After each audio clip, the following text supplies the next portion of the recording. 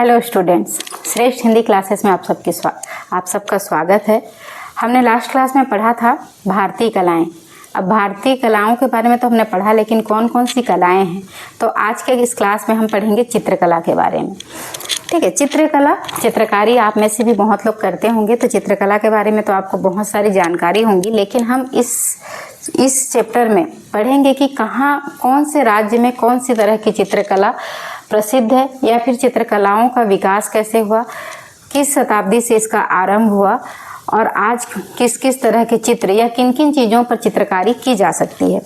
चित्रकारी प्राचीन काल से ही हमारे जीवन का अभिन्न अंग रहा है। जब हमारे पास भाषा नहीं थी तब भी चित्रकारी थी, और यही अभिव्यक्ति का माध्यम थी।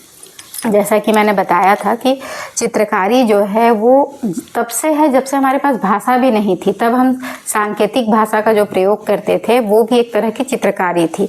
तो इसका हमारे जीवन के साथ एक अभिन्न अंग है। प्रागैतिहासिक समय में अपने वातावरण, रहन सहन, भावों और विचारों को मनुष्य ने चित्रों के माध्यम से ही व्यक्त किया। जब आदिम मानव थे ना, जो बात नहीं कर पाते थे, या पशु से धीरे धीरे मनुष्य के रूप में उनका विकास हो रहा था, उस समय भी वो चित्रकारी के बारे में या सांकेतिक भाषा का प्रयोग करते थे। सबसे प्राचीन चित्रों के नमूने शैल चित्रों को ही माना जाता है। ये चट्टानों पर प्राकृतिक रंगों से बने हुए चित्र हैं। प्राकृतिक रंगों से मतलब प्रकृति से जो भी रंग मिलते थे उन्हीं से प्राचीन काल में शैल चित्र बनाए जाते थे। मतलब पत्थरों पर, चट्टानों पर, गुफाओं के चट्टानों पर इन चित्रों को बनाया गया था। ये गुफाओं में मिलते हैं। मध्य प्रदेश की भीमबेटका की गुफाएं शैल चित्रों के लिए ही जाने जाती है। लोग भीमबेटका की गुफाओं को इसीलिए घूमने जाते हैं क्योंकि इन प्राचीन शैल चित्रों को वहाँ देखने को मिलता है। इन चित्रों में जीवन की रोजमर्रा की गतिविधि, अब उस समय चित्र में क्या बनाते होंगे? शिकार करना, नृत्य करना, संगीत करना, नृत्य, संगीत, जानवर, युद्ध, साज सज्जा, सभी कुछ दिखाई देता है। गुफाओं में कला सृजन की अति प्राचीन रही है। एलोरा और अजंता की गुफाएं कलाकृतियों के लिए विख्यात हैं। तो आप लोग भी एलोरा और अजंता की गुफाओं के बारे में अगर कभी भी पढ़े हैं तो आप वहाँ के कलाकृतियों के बारे में भी आपने पढ़ा होगा। 4वीं से 6वीं सदी के बीच गुप्त साम्राज्य कलाओं का स्वर्ण युग कहलाता है। अजंता की गुफाएं उन्हीं दिनों खोदी गईं। देखिए, 4वीं से 6वीं सदी के बीच में जो गुप्त साम्राज्य था वो कलाओं के लिए जाना जाता था, और अजंता की गुफाएं उसी काल की हैं, उसी सदी की हैं। कौन सी सदी की? 4वीं से 6वीं सदी में। उनके दीवारों पर चित्र बनाए गए। बाग और बादामी की गुफाएं भी इसी जमाने की हैं। अजंता की गुफाओं के चित्र इतने आकर्षक हैं कि आज तक के कलाकारों पर गहरा असर डालते हैं, और ऐसा मानना है कि अजंता के दीवारों पर बने चित्रों को बौद्ध भिक्षुओं ने बनाया था। यहाँ पर आपका MCQ प्रश्न का एक क्वेश्चन है कि अजंता के दीवारों पर जो चित्र थे उन्हें किसने बनाया था? तो बौद्ध भिक्षुओं के द्वारा वो बनाया गया था। 7वीं-8वीं सदी में चट्टानों को काटकर एलोरा की गुफाएं तैयार की गई। उसकी सबसे बड़ी विशेषता है कि इन्हीं के बीच कैलाश का बहुत विशाल मंदिर है। देखो, एलोरा की गुफाओं की विशेषता यही है कि वहाँ पर कैलाश का एक बहुत विशाल मंदिर है, मतलब शिव जी की एक बड़ी सी मंदिर है। इन मानुषी कला सृजन को देखकर आश्चर्य होता है। मतलब 7वीं-8वीं सदी में मनुष्यों ने इतनी सुंदर कलाकृति की थी, ये देखकर हमको आश्चर्य होता है। उन दोनों मनुष्य ने इसकी कल्पना कैसे की होगी, फिर इस कल्पना को साकार करने के लिए कितना परिश्रम किया होगा। आज तो हम अगर कोई चीज़ करना चाहें तो हमको बड़ी आसानी से चीज़ें उपलब्ध हो जाती हैं, लेकिन 7वीं-8वीं शताब्दी में हमारी सभ्यता का विकास ही कितना हुआ था, और उस समय जो इतनी सुंदर चित्रकारी के नमूने वहाँ देखने को मिलते हैं कि यही आश्चर्य की बात है कि उस समय उन लोगों ने इतना परिश्रम किया कैसे होगा। लगभग इसी समय निर्मित एलिफेंटा की गुफाएं भी हैं। यहाँ त्रिमूर्ति की जबरदस्त मूर्ति है। दक्षिण भारत के महाबलीपुरम की विशाल मूर्ति कला और तंजौर की चित्रकला कला कौशल के अद्भुत उदाहरण हैं। तो जिन भी लोगों को चित्रकारी से या इन कलाओं से प्रेम होता है ना, तो ये इन सब जगहों पर घूमने जाते हैं, और ज़्यादातर चित्रकार जिनको इन चित्रों से बहुत कुछ सीखने को मिलता है, तो ये सब चित्रकला कला कौशल के जो हैं अद्भुत उदाहरण हैं। हम जिसे लघु चित्र के नाम से जानते हैं वे 2 प्रकार के हैं। एक स्थायी, जो कपड़ों पर, किताबों पर, लकड़ी या कागज़ पर किया जाता है। वो चित्रकारी हम किसी भी चीज़ पर कर सकते हैं। प्राचीन चित्रकारी हमको किसमें मिलता है? शैल चित्रों पर, पत्थरों पर, चट्टानों पर चित्रकारी मिलता है। उसके अलावा हम कपड़ों पर चित्रकारी देखते हैं, किताबों पर कर सकते हैं, लकड़ी पर कर सकते हैं, कागज पर कर सकते हैं। इसमें आंध्र प्रदेश और छत्तीसगढ़ की कालमकारी, पंजाब की फुलकारी, महाराष्ट्र की वली इत्यादि बहुत प्रसिद्ध हैं। इनमें प्रयोग होने वाले सभी सामग्री प्राकृतिक ही होती हैं। मतलब जब इन कलाकृतियों का खोज आरंभ हुआ होगा ना, तो यहाँ पर जो कपड़ों पर, छत्तीसगढ़ और आंध्र प्रदेश के कपड़ों में जो डिजाइन्स बनाए जाते हैं ना, उसको कालमकारी चित्रकारी कहा जाता है। और उसके बाद हम पंजाब में फुलकारी का काम होता है, जो कि धागे से बनाया जाता है। और उसके बाद महाराष्ट्र में वली से होता है। तो इन सब में जो प्रयोग की जाने वाली जो रंग हैं, वो सब प्राकृतिक चीज़ों से ही बनाई जाती हैं। इन चित्रों की विशेषता ही है कि इनकी विभिन्न प्रकार की शैलियाँ, वनों गाँव के लोग अपने अपने पारंपरिक शैलियों में चित्रकारी करते थे। राजस्थान के चित्तौड़गढ़ के कलाकार लकड़ी के मंदिरों पर चित्रकार, हमारे जो बहुत प्राचीन मंदिर थे ना, वो लकड़ियों के मंदिर हैं। और लकड़ियों पर उन लोगों ने बहुत सुंदर चित्रकला बनाया हुआ है, जिसे किवाड़ पेंटिंग भी कहते हैं। लकड़ियों पर तो आज के जो हमारे क्या बोलते कारपेंटर वगैरह भी जो होते हैं, लकड़ियों पर बहुत सुंदर सुंदर चित्रकारी करते हैं, जो इसको कि करना बहुत मुश्किल है और बहुत कठिन है, फिर भी वो इसमें बहुत सुंदर डिजाइन बनाते हैं। इसे किवाड़ पेंटिंग भी कहते हैं। इस चित्रकारी में चित्र के माध्यम से सांस्कृतिक और ऐतिहासिक कथाओं को अभिव्यक्त किया गया है। उड़ीसा के पट्टचित्र कथा में कवि जयदेव के गीत गोविंद को भी उकेरा गया है। आज भी उड़ीसा में ये पट्टचित्र के ऊपर में बड़े बड़े एग्जीबिशन वगैरह लगते हैं, आपने देखा होगा। तो इसे कागज या पत्तों पर गहरे लाल काले रंगों से उकेरते हैं। आजकल के साड़ियों में भी, उड़ीसा की जो पारंपरिक संबलपुरी साड़ियों में भी इन तरह के पट्टचित्र का प्रयोग किया जाता है, और जो कि काफ़ी महंगी बिकती है। मतलब जिनको भी इस तरह की चित्रकारी आती है, वो इसे अपना व्यवसाय के रूप में भी अपना सकते हैं। इसे कागज या पत्तों पर गहरे लाल काले रंगों से उकेरते हैं। देखने की बात है कि गीत गोविंद के पदों के नर्तक ओडिसी नृत्य के माध्यम से भी अभिव्यक्त करते हैं। सभी कलाएं एक दूसरे से जुड़ी हुई हैं। तो ये जो नर्तक हैं, इन्हीं नर्तकों को ही उन चित्रों पर बनाया जाता है, जिसको कि कालमकारी नहीं, जिसको कि पट्टचित्र कहा जाता है।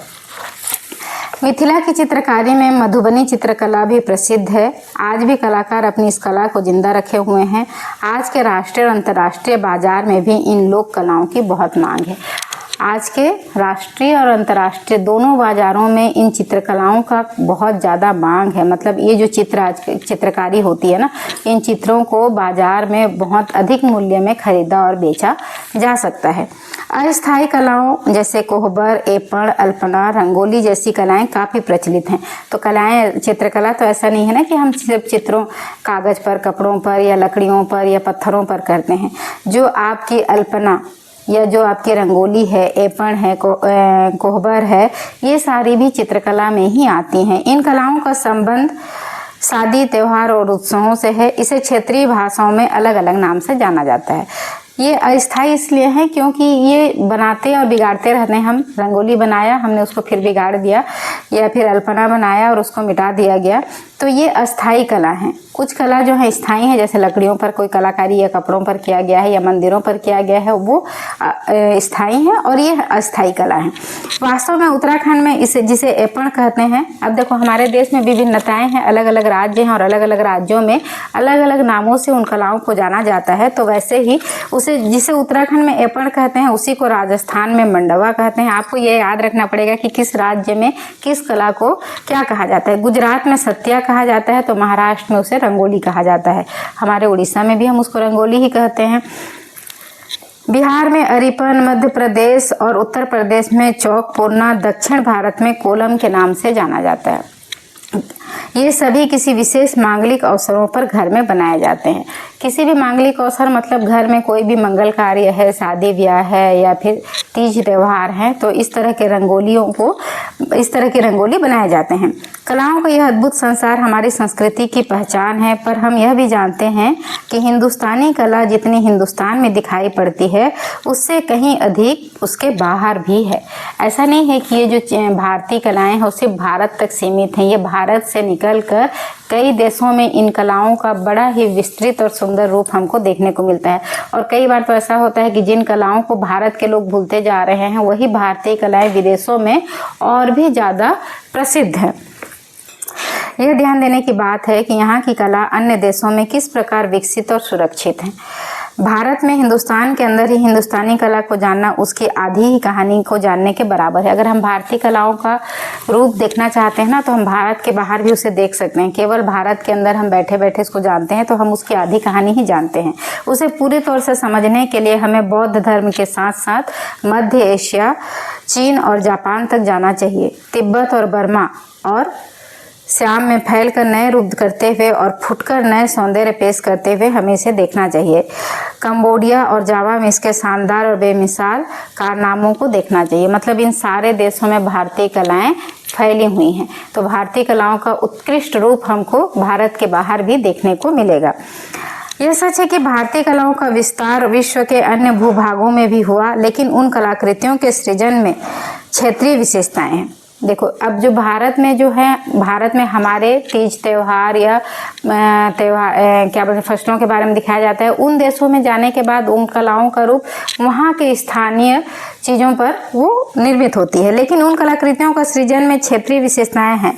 गांधार शैली में बनी बुद्ध की प्रतिमा और तिब्बत की शैली में बनी बुद्ध की प्रतिमा की अपनी अपनी क्षेत्रीय पहचान स्पष्ट दिखाई देती है। मतलब गांधार शैली में बुद्ध की प्रतिमा अलग तरीके से बनाई गई है और तिब्बत की शैली में अलग तरीके से बनाई गई है। तो चित्रकारी तो ऐसा है कि कलाकार की जैसी कल्पना होगी वो वैसे ही चित्रकारी कर सकता है। तो भारतीय कलाओं में हमने चित्रकला पढ़ा और चित्रकला का हमने इतिहास पढ़ा कि ये 4वीं शताब्दी से इसके हमको साक्ष्य मिलते हैं। भीमबेटका की गुफाओं में 7वीं 8वीं में जाकर एलिफेंटा की गुफाओं में हमने इसका साक्ष्य देखा। एलोरा की गुफाओं में देखा कि वहाँ पे बड़े विशालकाय मंदिर है और उस समय लोगों ने कितना परिश्रम करके इसे बनाया होगा। और चित्रकला जो है वो केवल शैल चित्र या चट्टानों पर ही सीमित न रहकर कपड़े पर, कागज पर या फिर किताबों पर, लकड़ियों पर भी ये किया जाने लगा।